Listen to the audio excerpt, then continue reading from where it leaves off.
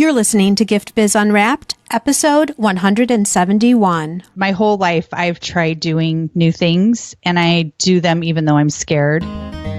Attention, gifters, bakers, crafters, and makers. Pursuing your dream can be fun. Whether you have an established business or are looking to start one now, you are in the right place. This is Gift Biz Unwrapped, helping you turn your skill into a flourishing business. Join us for an episode packed full of invaluable guidance, resources, and the support you need to grow your gift biz. Here is your host, Gift Biz gal, Sue Monheit.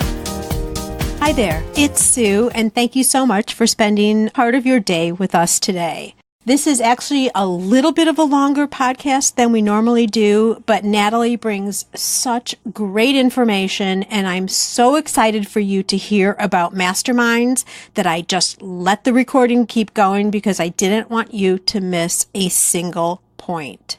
If you're a first-time listener here, I would love for you to click that little subscribe button so that you don't miss any future episodes. And if you're a long-time listener, thank you so much. I appreciate you tuning in each week and being part of our community here. One other thing that you can do is leave a rating and review. That helps people find the show, and it's a way that we can support each other as we're building our businesses. That falls right in line with the topic today. It's all about masterminds. Let's get right to it.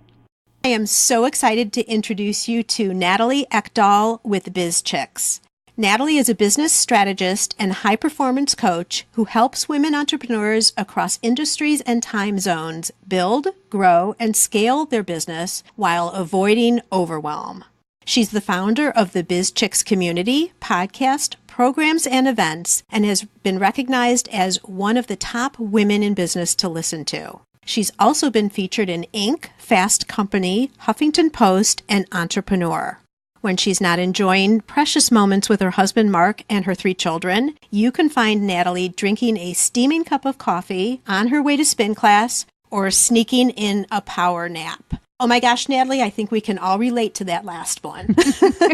Welcome to the Gift Biz Unwrapped podcast. Thanks, Sue. Yeah, as you were reading that, I'm like, oh, wow, that gal sounds pretty cool. It always makes me feel really good to hear my bio read. And that's you. How about that?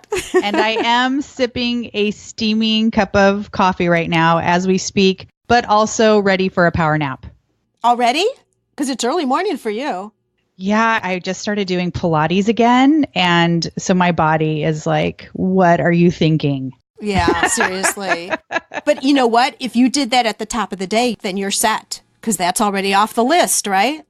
I know. I went already. Yes, I feel very proud of myself right now. Good for you. I'm thrilled. And now we're getting into business, so that's perfect.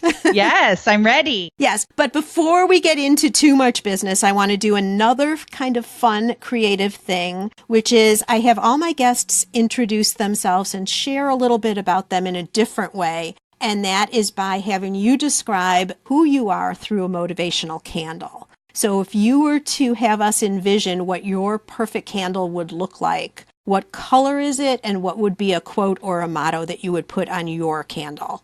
Sue, I have to tell you that some of your questions are a challenge for me. I'm a very analytical person, but I do have some creative side as well. This is called out of the comfort zone. I know. I was like, I'm very uncomfortable with some of Sue's questions. But I'm here for you, and I'm going to answer anything you ask. So let's see here. So thinking about a candle, I like a lot of different colors, and I think there's a lot of different aspects to my personality and even to my business. And so I was thinking about, you know, those confetti cakes that are like, they're white on the outside, but you cut into them and inside is like different colored sprinkles that are melted. Mm-hmm. So I'm thinking that my candle, of course, I'm not going to pick one color, right? It's all the colors. So I'm thinking my candle is like white with kind of a lot of different colors sprinkled around, like little dots of different colors. And 3 colors that make me very happy are yellow, teal, and hot pink. So there would definitely be those colors in there, and then other colors that went well with those. But those are colors that I really love. Now, weren't you just telling me you're not creative? I have a strange way of being creative. It's not normal. No, but this was a challenge for me to think about. Like, I had to spend a lot of brain power on this, Sue. It didn't just come to me. Oh, I'm sorry. And after Pilates, of all things. And then a motivational quote or inspirational quote that would be on it. Is that the next part? Mm-hmm. Yep. So it would be do it scared, because my whole life I've tried doing new things and I do them even though I'm scared. And I just find that there's something really amazing on the other side of the fear. And so do it scared. Love it. I don't think people get the fact that a lot of people who have been successful did it even though they were nervous. Just like you're saying, because you don't know what's going to be on the other side. You just kind of take the jump in good faith that things are going to be okay. Yes, I agree. It's really hard to do things scared. I think we don't see other people's fear. We're in our own heads and we know all the fears, all the negative thoughts going on in our heads, but we just see other people's like highlight reel on social media and it looks so easy and it looks so nice and it looks perfectly packaged. And so I think especially today with all the visual we have of other people's lives, it can be worse, I think, than 10 years ago, 15 years ago. And I am constantly scared in my business. I constantly do things that scare me. I'm so glad you say that. Yeah. Yeah. And I'm constantly scared. Like I have fear this week. I had things going on. I had to work on my mindset this week because I was getting nervous about some big ideas I have. So I haven't even done them yet and I'm scared of them. But it's exciting too. And then you actually do it and it works, right? Then it's on to the next one, I guess. But I'm so glad you say it because I think a lot of people think they're alone in their fear. Yeah. And it's more common than we all think. It is. It really is. Just so you know, everybody's messy and everybody's scared. We just deal with it in different ways. Right. And we never admit to it most of the time. But we just did. We had a whole little conversation about it right here. So that's perfect. We did. We're outing the fear. There you go. All right. So let's dive back a little bit and give us a little story of how you've gotten to where you are today. Sure. And this is something I haven't really shared publicly before. I actually started as an entrepreneur in high school and college. I had my own swimming lesson business. I taught private swimming lessons. And for the longest time, I said that was the best work I ever did because it was so impactful and so satisfying to take a child that had never swam before. And then within 2 weeks, they could swim. So that was very satisfying work and an amazing business that I learned so much from in terms of literally things that I did in that business I use now in BizChix. But in between that entrepreneurial venture and this one, I worked in corporate and I worked in public relations. I worked in market research and I worked for a general contractor at one point. So I learned all about the construction industry. I did marketing for that company. And then I got my MBA, my Master's of Business Administration, and I went into the field of management consulting, which is where you literally fly to a client site and work on a project, and you're flying back and forth every week. And then I had my daughter, who is now 16 and just started driving last week, which I am still mentally wrapping my mind around. Oh, yeah. And I didn't want to continue to do that work that caused me to travel every week. So I scaled down what I was doing. I took some time off, and then people that I had worked for in the past would give me projects and they would say, hey, this is something you could do from home. Will you do it? And so I was able to kind of keep my skills up and stay abreast of everything going on in the market. And then my husband, Mark, and I decided to create a software company. And we launched a software company, and we've since closed that company, but so many learnings from that company. I see a lot of similarities between a software business and a product-based business because we were creating a software as a service, which is a product that had to be created and marketed and sold. And in the middle of doing that company, I was looking for education. I needed to understand social media and how to connect with customers. And it was so different from the work I had been doing in corporate. And even the world of marketing had completely changed with marketing with social media and connecting with people online. And I started listening to podcasts. And I loved them. I've always been a huge fan of talk radio. I love learning via audio. I love learning while I'm multitasking. And so kind of once I exhausted audiobooks, I was like, what else is there? And I found podcasts and I loved them. But what I felt was missing were women's voices. And even the male entrepreneurs I would listen to would interview women. I will say at the time it was about like 10% of their interviews would be women, 90% men. And they just would ask different questions than I would want them to ask. Like, I was like, how is she managing her family and her home? How is she doing these things? And a 30-year-old single guy is not going to ask those questions. They don't even know to ask them. And so I got this crazy idea that I could launch a podcast and I could have my own radio show broadcasting from my master bedroom closet. And, and the technology was such that I could. And so I did. And I will say, Sue, I had no idea at the time that the business I have now is what I was creating. And that was 4.5 years ago at this point. So now I have BizChix, which is, you shared what it is at the core, a community of women entrepreneurs. And then we provide services to support them. So you had the podcast, you start talking with people and sharing all of these different things and the challenges that women would have. And then at what point did you decide, okay, I'm going to start bringing this group together, so it was all your listeners, in a more formal way, which is now BizChix overall, right? Correct. Yeah, I thought that the business was sponsorship. So I thought I was creating this brand and drawing listeners in, and that the monetization strategy, so to speak, would be through sponsorship. And I also thought if I build it, they will come. And Sue, that did not happen.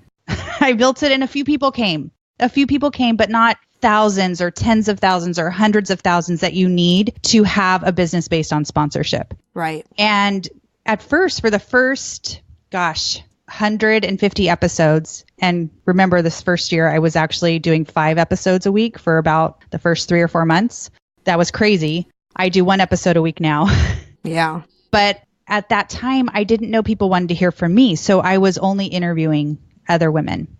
And they were wonderful interviews. I learned so much from them. But my audience and my peer group started saying, Natalie, we want to hear your thoughts. You have this amazing business background. Like, we hear bits of it, but we want to hear your point of view. Teach us things. And that took a lot for me to realize that was something people actually would want to hear. I really didn't understand or know that I had a point of view and a voice, and I have this deep business background, and I thought everybody has that. Everybody knows what I know.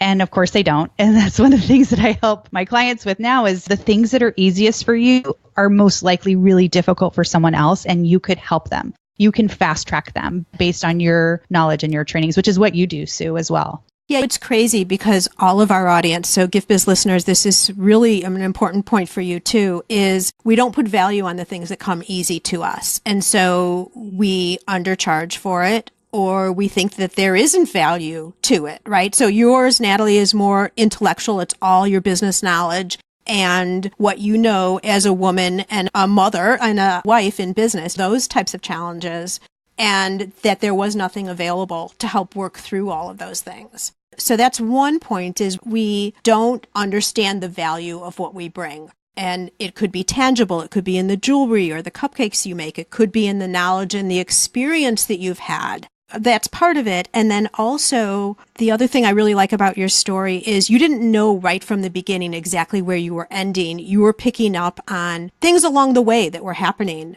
that your audience was saying, we want to know more from you. You were receptive and open to not just going on a path that you started with, which was straight to sponsorship. You were listening and adjusting based on what you were learning as you were moving forward.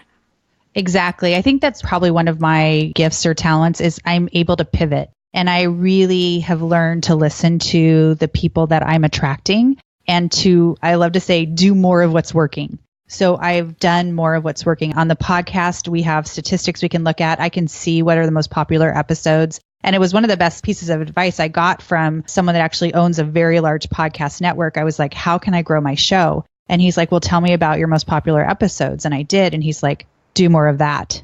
It's like, okay, that's simple. But I think in terms of like a product-based business, what are your best-selling products? Like, you have to look at that. Just because you want to create something for your own enjoyment does not mean that that's what is working and that's what the people that you're attracting, your customer base, want. And to really understand what is doing well and to do more of that.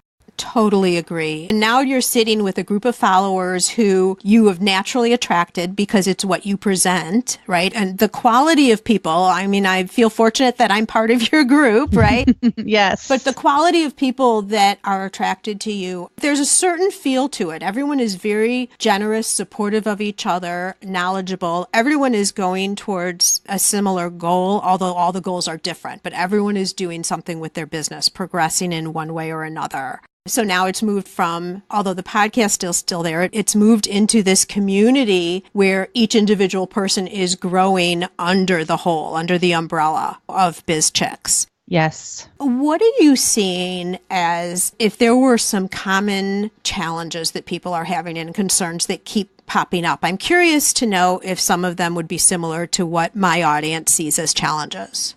I bet they are, because I think a few of the things I see are very universal among all entrepreneurs. The first is one I kind of alluded to in myself, is that imposter syndrome. That's kind of like the feeling that you're not qualified to do what you should be doing, or that people will find out that you don't really know all that you think they think you know. Right. And so I experienced that. That's how I felt about even just starting the podcast. I felt like an imposter. I'm not trained in communications. I'm not trained as a broadcaster.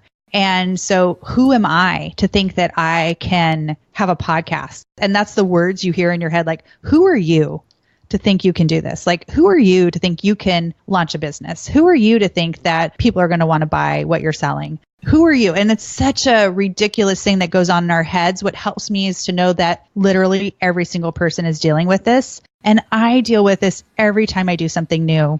I hosted a live event for women entrepreneurs last year, and it was so amazing to me, like to experience my community in person, that it's something that I can't imagine not doing every year going forward. But in advance of that, I had to deal with a lot of those words in my head. Like, who are you to think that you can get on stage and host this conference? Like, who are you? And I'll just be honest, there was a few weekends beforehand when I should have been doing things for the event. I was like laying in my bedroom, just paralyzed in fear. Oh. Yeah. It's like, what did I get myself into? No, I was like, I literally went and looked, is there a way I can cancel it? Is there a way, like, what would it cost me to shut this down? Because I am so scared to do this. So how'd you change it? Well, I knew I couldn't. First of all, it was just going to be really too expensive. But more than that, it really wasn't about the money, because the money had already been spent. It was that my community was counting on me. They were flying here. I had one client coming from England, and I didn't realize it until she got here. She had never traveled to the United States before. This was her first trip to the United States. And when she had signed up for the conference, she's like, Natalie, I'm coming from England. This better be worth it. And I was like, game on. There's a stake in the sand. Yeah, but there was pressure. Like, people had spent a lot of money to travel. Every single person that came had bought new outfits and had coordinated childcare, had gone above and beyond, set their business up so they could leave it for a few days. People had left their homes and their families and their countries, some of them, to come here. And so it felt very weighty.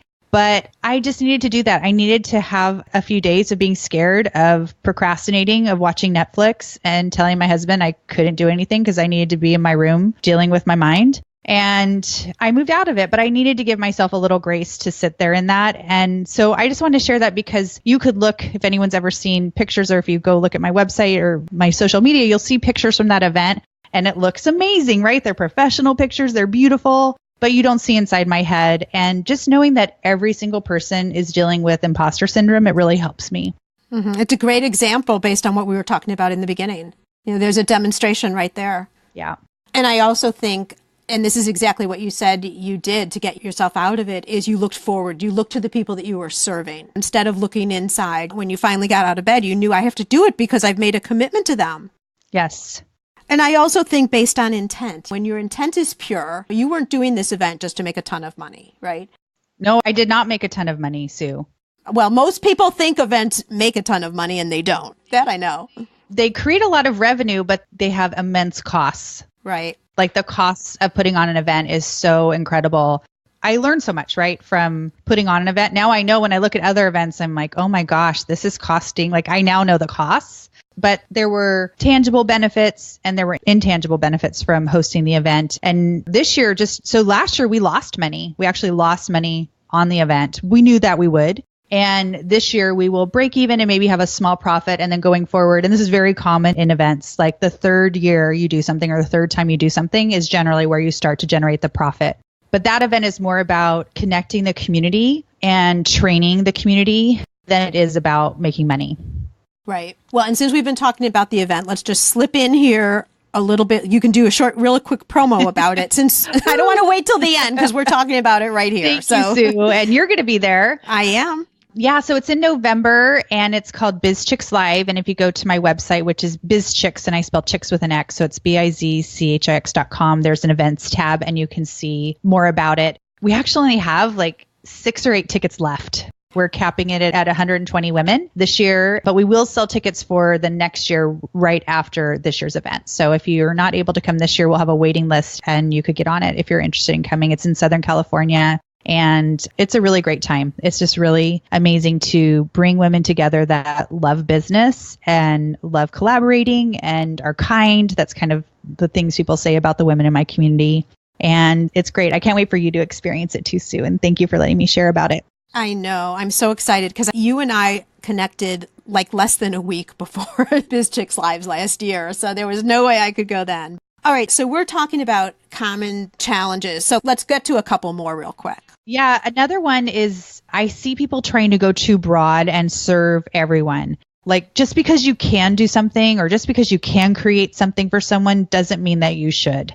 There is a huge value in specializing and niching down. That's like kind of the term we use, but it's really about specializing or being known for something. So if you're a creator, you could probably create a lot of different things, but what is the thing that you want to be known for? Because then it's easy for you to be top of mind. When someone says, oh, I'm looking for this kind of a gift, or I'm looking for someone who does this thing, the people that are specialists are the ones that come to the top of mind for me and make it really easy for me to send someone to them. And the thing is, it feels scary, right? Because you're narrowing down who you could possibly serve. And it's literally like counterintuitive. The women I see being the most successful in my community are those that are niching down. I think you're a great example of that, Sue. You have the capacity to help any kind of entrepreneur. And you have narrowed down who you are serving. In my community, I started a number of years ago when there were less people doing what I do now. If I was to start today, I would really narrow down my focus of who I was trying to attract. I have chosen not to train people how to start a business. So I work with people who already have a business and I help them grow it and help them get more profit from it. And that is my niche. And it's hard because I know how to help people start a business. I can do that. But what I've seen is that there are fewer people that help people scale it and fewer coaches working with entrepreneurs at a higher level of business. And so I love serving women and helping them scale what they're doing, helping them take it to the next level and really focusing on having profit, like putting money back into their family, not just keeping it all in the business, and creating offerings that are more profitable. So specializing, niching down is another challenge. A third one is I see people being shy about their personal network and letting people know what they're doing. But the truth is that the most opportunities for us are usually in our personal network. Especially when you're starting out. When you're starting out, we're trying to get people to know, like, and trust us. The people that already know, like, and trust you are most likely to help you, to buy from you, to make that connection. And so I encourage our community to post on their personal Facebook page what they're up to, or if they are looking for a resource or a connection, to ask their personal community. We don't want to be selling on our Facebook page. And I know a lot of us have experienced that. It gets really annoying to have people constantly selling on their Facebook page. And I'm not recommending that at all. But make sure the people that are in your personal network understand what you're doing and who you do it for, so they can help you. Because I think at our core, we all really want to help each other. I think that you're right that people don't look at that community. I think that people will say, oh, I'm embarrassed. I don't want to tell anybody what I'm doing until I'm already successful, until I've kind of proven it. Exactly. I don't know if it's the fear that they're thinking, well, the people so close to me aren't going to believe that I can do this. We don't want to fail also, right? Like the fewer people that know what we're doing, the fewer people have to find out that if things don't work out. But I think it's a mistake to not take advantage of your personal network, because I can't tell you how many people have taken my advice and shared something. Even what I especially find with women, we'll be at non-work events and we won't actually share what we do. We keep it really quiet. Why do we do that? I think it's a lot of reasons. I think when you are running a business as an entrepreneur, you don't quite fit into the stay-at-home mom role or the working mom role. You're somewhere in between, and it's really hard to find other women like you. And so you don't really quite fit in with anybody. So I think we just feel like no one's going to really understand me. So I'm just going to keep quiet and just talk about the kids or talk about other things. I'm still trying to understand that. Maybe what do you think, Sue? Do you have any thoughts on that? I think we are nervous that we won't get the support from the people closest to us. So we'll be hurt, which will then squash our dream. I think there's an overlaying imposter syndrome thing going on, that the people who know us the best know our secrets probably too. True.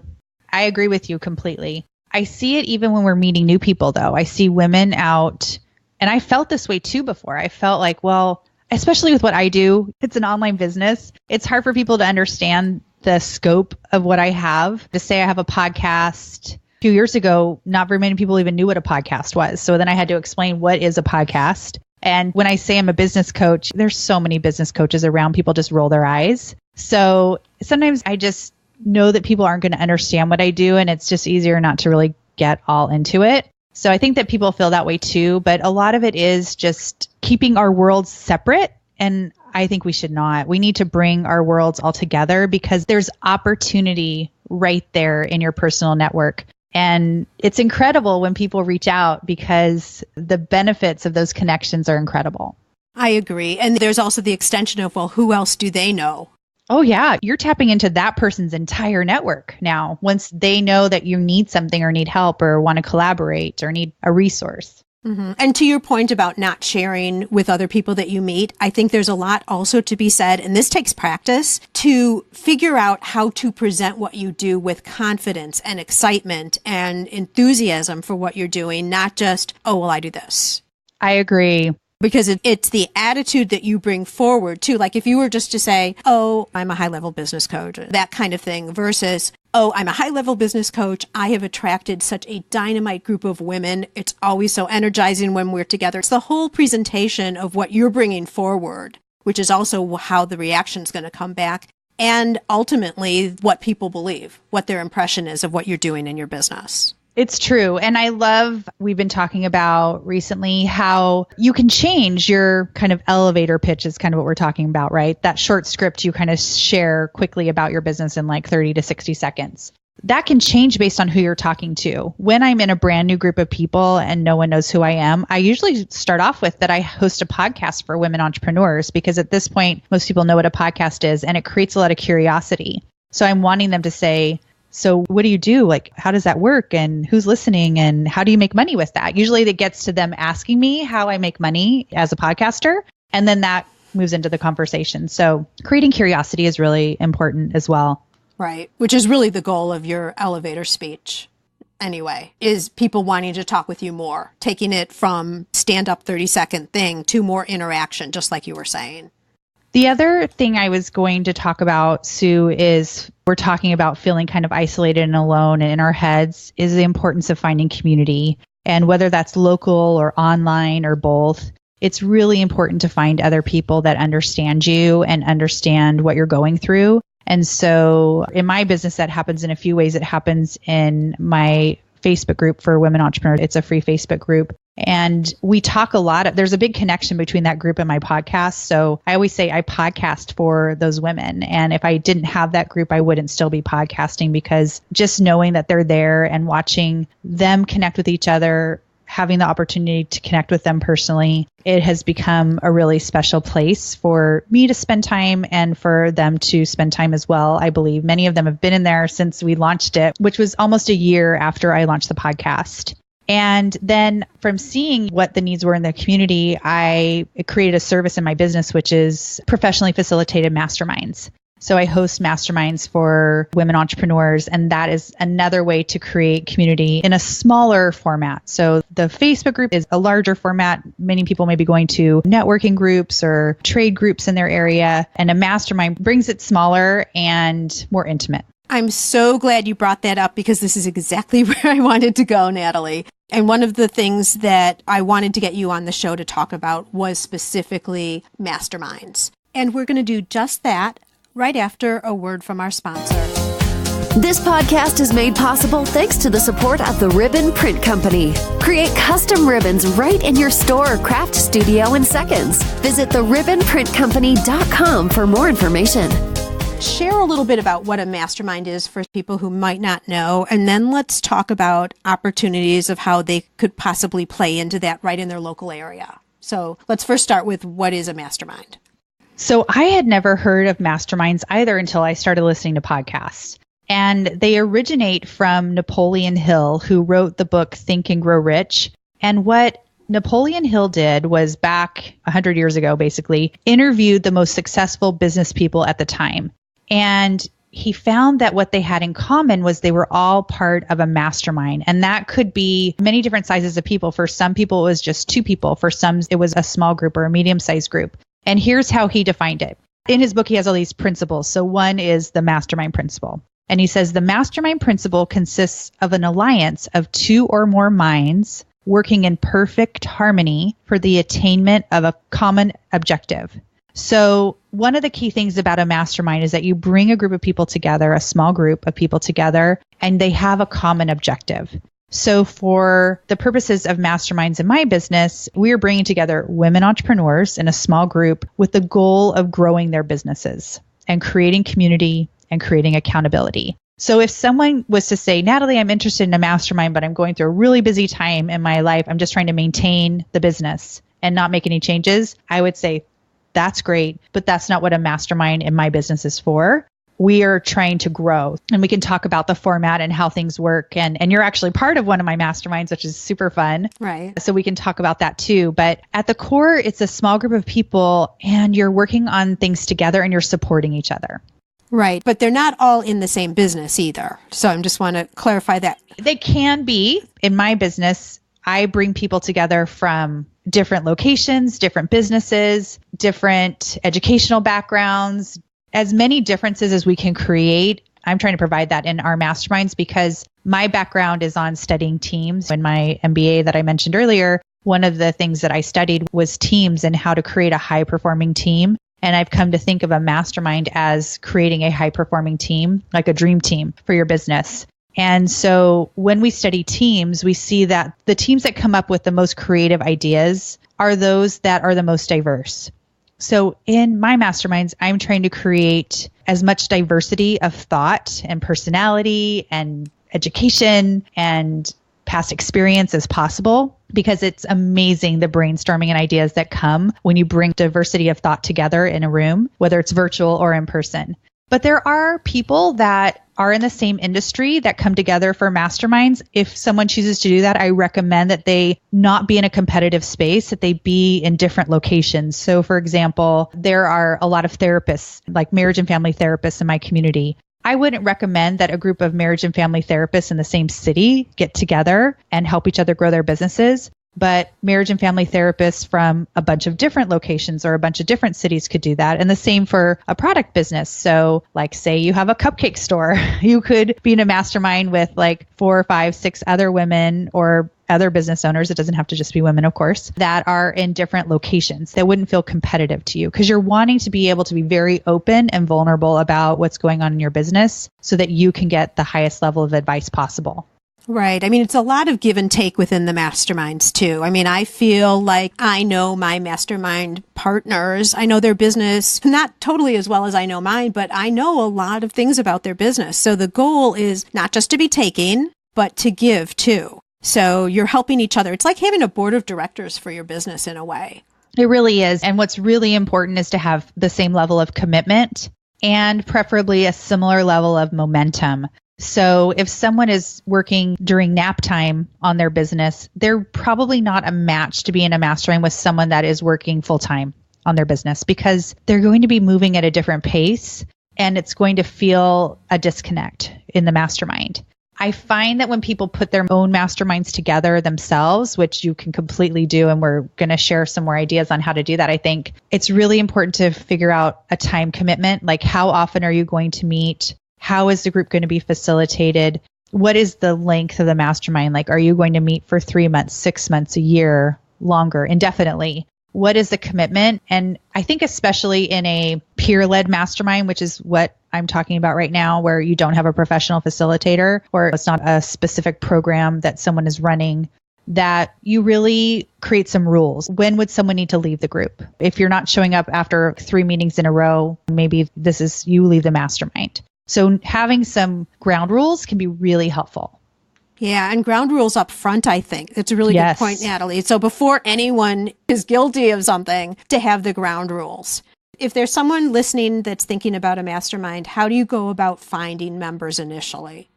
And what do you look for? We've already talked about that they can maybe, if they're in the same industry, they should be in a different area, maybe different areas of the country for that matter. Yes, exactly. I would utilize Facebook groups personally or my own personal network. So I do see people just randomly post in a Facebook group, hey, I want to start a mastermind, direct message me, DM me if you're interested. And I kind of cringe when I see that because a mastermind is so intimate that you don't just want random strangers in it. If I were a listener right now and one of your listeners, I would be in your Facebook group, Sue, and I would be watching for people that I connect with in the group or that offer advice that I'm like, wow, that woman is powerful. Like she has some incredible advice. She's very insightful. And I would hand select people. And I did this for myself in 2015. I created a mastermind for myself to help me grow my business. And we started off with 3 of us and we grew it to 5 of us. And we, over time, added people. And every time we added someone, we'd invite them into a session to one of our meetings. And they could, at the end, let us know if they wanted to join or not. And then we needed to have unanimous decisions. Like everybody needed to agree on that new person. So that's how we managed that group. It doesn't have to be huge. I think some people think, well, I need like 6 or 8 or 10 people. A mastermind with 3 people that are very committed can be amazing. Yeah. A mastermind with 4 people, 5 people. My ideal size for a mastermind is anywhere from 6 to 10 people. And it kind of depends on the format and how long you're going to be together. But that seems to be a nice, especially that 6 to 8, that seems to be a great number because if a few people can't make it, you can still have a great discussion. Right. And if someone needs to leave the mastermind, like the mastermind wouldn't fold or end because you still have enough people and perspectives to continue. I started in my first mastermind, I'm going to say it was probably 12, 13 years ago. We started with 6 people. And the thing that was so cool about it is everyone came with the business that they currently had, but everybody also had experience from a prior business. Mm-hmm. So it was not just the one person with that one skill level. There were added things on top, like HR and just a whole bunch of things. And then as time went on, things changed and some people left and we really struggled to bring somebody else in. We tried to do exactly what you were doing and we had just gotten so deep on some of our businesses. We couldn't find other people. And we ended up got down to 3 of us, but we were together for 10 years. Wow, Sue. We just broke up recently, which is when I was starting to decide, okay, now I think I want to do a more organized mastermind, which is how I ended up coming to you. But the value of somebody knowing your struggles in your business over time, people that you can call on within seconds and they can be there and you can dive right directly into a problem is so valuable. And I bring that whole story up in addition to what Natalie's talking about because the strength behind developing a solid mastermind, not just finding 5 people because you want to be quote unquote part of a mastermind, but people you feel comfortable that you can be vulnerable with and open up with and all going towards the same goals of building each other's businesses up. I don't think there's anything better in terms of support for your business, besides having a supportive spouse, probably. True. I think it can be difficult to find people. Well, here's one thing I wanted to say. There's a huge benefit to being in a mastermind with people who are not emotionally connected to you. So while you could be in a mastermind with friends and family, I would recommend looking for people that you connect with, but that are not your best friends, that are not your current support system, because there's such huge value in getting advice from people that are not emotionally connected to you. It's a different kind of advice. And I feel like people are more direct with the advice. So not that they're rude or hurtful in what they're saying, but there isn't that personal relationship initially. Over time, your mastermind will become some of the people that you're closest with because you're actually sharing more with them than you probably would with some of your friends and family. But initially, to start the relationship off in such a direct way, it allows that directness to continue while having a friendship create as part of that. Right. Very good point. So let's say that we found our people. We have a mastermind. What do you do then? How do you get started?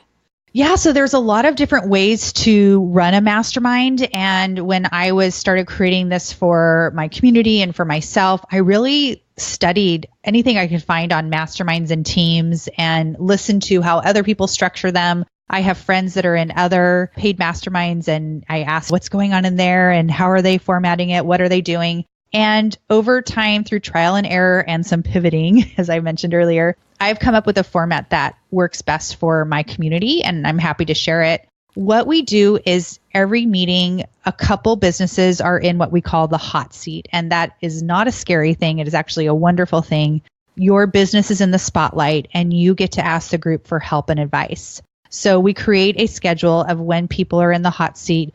Usually it's best if you have, say, a 60-minute time frame to have, say, 1 or 2 people in the hot seat. If it's a 90-minute time frame, you can do 2 or 3 people in the hot seat. But we start off every call on a positive with everybody sharing a win. Like, what is your win for the week? And that's so valuable because even when we have weeks where things seem to not be going so great, there usually is actually some huge, amazing thing that happened.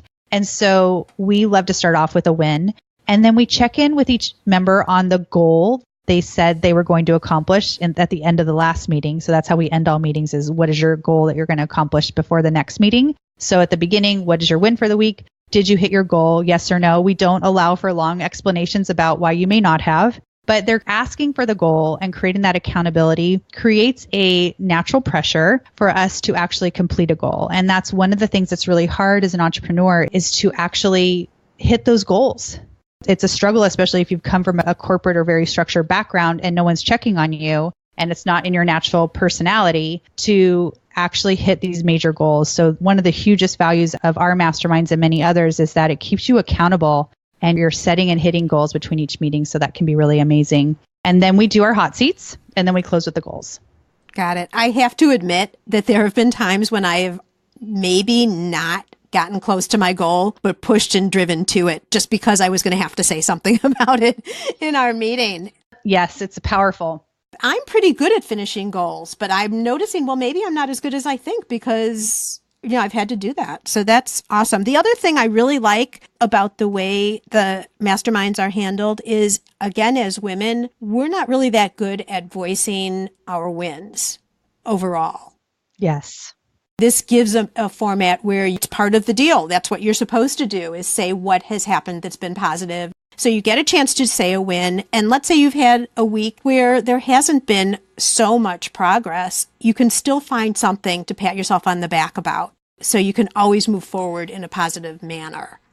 Yes, for sure. It's really an incredible format for helping you not feel alone in your business, helping you feel a deeper connection with other business owners. And just also creating some structure in your life too, right? So you have this ongoing meeting. Sure. Yeah. So I have a quick start guide I'd love to share with your audience, Sue. Oh, wow. Yes. Because it basically walks people over many of the things that we've just shared, and it's all in a PDF ready for people. We can have that for you guys on our website at bizchix.com/giftbiz. Oh, that's perfect. We can remember that. Yes. bizchix.com/giftbiz. So I would love for people to try to start their own mastermind. It has been a game changer in my business, and I've been able to see it as a game changer in many other businesses. And I just think it's such an incredible type of thing to have in your life that probably for some people, they've never heard of it before. And they're like, wow, that'd be really amazing to have this group of women. And then I will say what has been a huge learning for me in the last year is the power of meeting in person. So at BizChix Live, we had several women who had been in masterminds together over the years come together and get to meet in person. And it was so special. And then in the group you're in my high level mastermind, it's called CEO Chix. It's women that have multi-6-figure and 7-figure businesses. We actually have retreats as part of that program. And to get to watch your group bond, but from one retreat to another, and then to get to go see you guys again at BizChix Live, it's been so amazing to watch the intimacy level of the group like quadruple. like move at quadruple speed after spending time together in person. So I just want to encourage, if you do create a mastermind, and even if you guys are in different locations, if you can find a way to come together for a weekend, or find a conference you all want to go to, or a trade show, and to spend time getting to know each other and even doing an in-person mastermind, it is an incredible experience. Absolutely. I completely agree with you. I almost wish that there was a way to see like what your business would have looked like in a year without a mastermind, and then what it looks like with one. I would love to be able to show that. I know. That would be amazing. I know it would be. I almost kind of feel like after we're done this year, it would be interesting to try and do that exercise and see, like, if we could reflect back and think honestly, what would have happened different. You never know for sure, but anyway. Gave you some good ideas there, Sue. All right, then. Good. So Gift Biz listeners, I think the idea of a mastermind is so powerful. And now you've heard what they're all about, how to put one together locally for yourself, how you would run through a meeting, the right types of people to put together in a mastermind. And Natalie, I didn't ask this question. I'd like to just get a feel from you on that. Should people be at the same level of their business, like all people who are starting or all people in that very initial growth stage? Or what do you think? Should they be at the same level? I personally feel like they should. I think that you should be, this is how I define it, at plus or minus 2 levels of business. And for me, I define that more by revenue. So, and then plus or minus 1 level of momentum. And that's kind of subjective, right? But someone just starting out and someone with a 6-figure business, you have completely different issues. And I also really believe if you are just starting out that you should be part of some type of coaching or course program that has a lot of the things that you would need to start your business. And I know, Sue, you have an incredible membership site. Like that would be like a wonderful thing I would recommend. And having a mastermind in tandem with that kind of a support system would be fantastic. And even like if you're in that membership group, you could create a mastermind from that, right? From some of the other women you're seeing in there that you'd like to connect with, but then you're getting the same kind of training and getting to connect on that level. And then for women that have more established businesses, so say you're a 6-figure business or a multi-6-figure business, you're starting to bring on a team and hire. I think if you have a brick and mortar business, it can be valuable to be in a mastermind with other people that have a brick and mortar business. Same with online. Not that you all have to be the same, but that there are people in the group that will understand some of your unique struggles in that situation.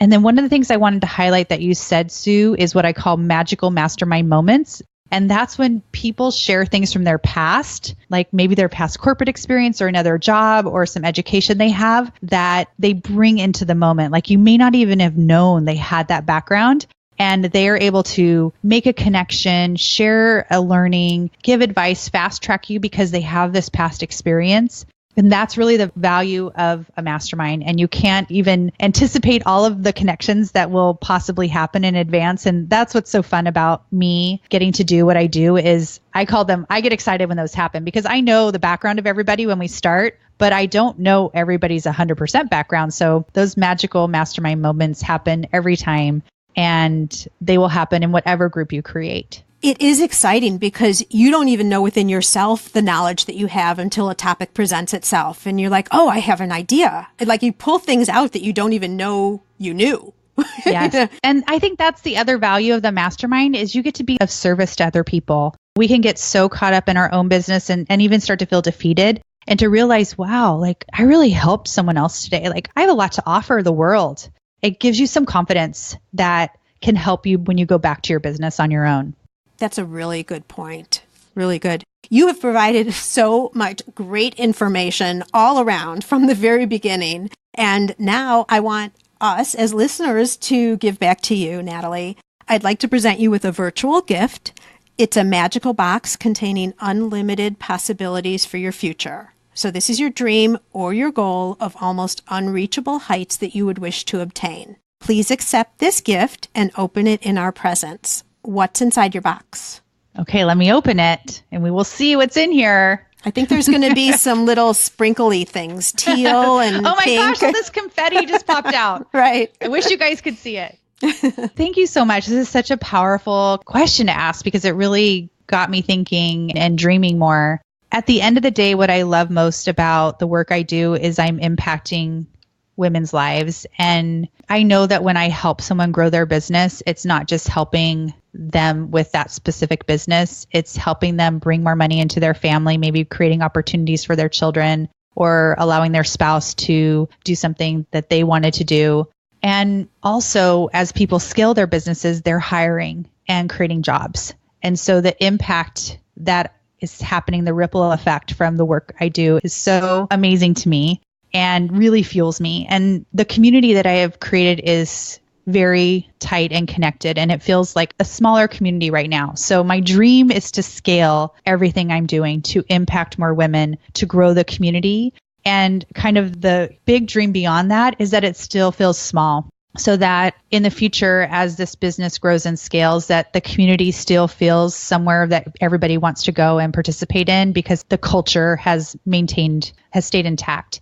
And that as people are working with other members of my team, and we're training other people to facilitate masterminds, that no matter who you are working with, whoever your professional mastermind facilitator is or your coach is, that you still get the same customer experience and mastermind experience or coaching experience, regardless of whether it's me or someone else on my team. So I think that wraps it up. I want everything to grow and scale, and I have like numbers attached with that in my head. But at the end of the day, I want to impact more women, and I want the culture of our community to stay the same.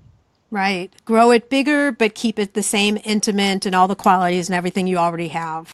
Yeah, which is a challenge. That's a challenge to do as you grow an organization. But that's my dream. Something tells me you're going to figure it out. Thank you, Sue. I just know it's going to happen that way. So, and you've already started the ripple effect, because just by coming on and talking to my audience, I think there are a lot of people who don't know you, but now they do. They know more about what BizChix is about. I think we have incentivized people to try and do a mastermind themselves, and they might follow the path that I have in the past. I did my own and then maybe go to a more structured one as business grows. Yeah, I think there's so many options and opportunities with masterminds, and local, virtual, combination, peer-led, paid, small, large. There's so many ways to go about it. And I just hope that people will take that step forward and try one. Absolutely. Thank you for letting me share about them. I'm so passionate about them. So here are your next steps, Gift Biz listeners. You're going to go grab that Mastermind Quick Start Guide. And even if you're not thinking about masterminds right now, go grab it, because you don't know if next month or 2 months from now or 6 months from now, or somebody else you know wants to do a mastermind. Just grab the guide so you've got it ready to go. You don't have to go looking for it later. And that's at bizchix.com/giftbiz, right, Natalie? Correct. All right, wonderful. So do that. And then I also encourage any and all of you to look at BizChix in total. Look at the community. My guess is that BizChix Live is going to be booked by the time you're hearing this. But there's always the next year, and there's a whole community of really fabulous people over there that I would love for each and every one of you to meet. So I encourage you to go check that out as well. Natalie, thank you so much. I appreciate you taking the time with all you have going to come and share with us today. Thank you so much, Sue. It was really fun, and your questions are very unique and fun to answer. Thanks. Have a good rest of your day. Bye, Sue. Are you discouraged because your business is not performing as you had envisioned? Are you stuck and confused about how to turn things around? Sue's new best-selling book is structured to help you identify where the holes are in your business and show you exactly how to fix them. You'll learn from Sue and owners just like you who are seeing real growth and are living their dream. Maker to master. Find and fix what's not working in your small business. Get it on Amazon or through www.giftbizunwrapped.com/master.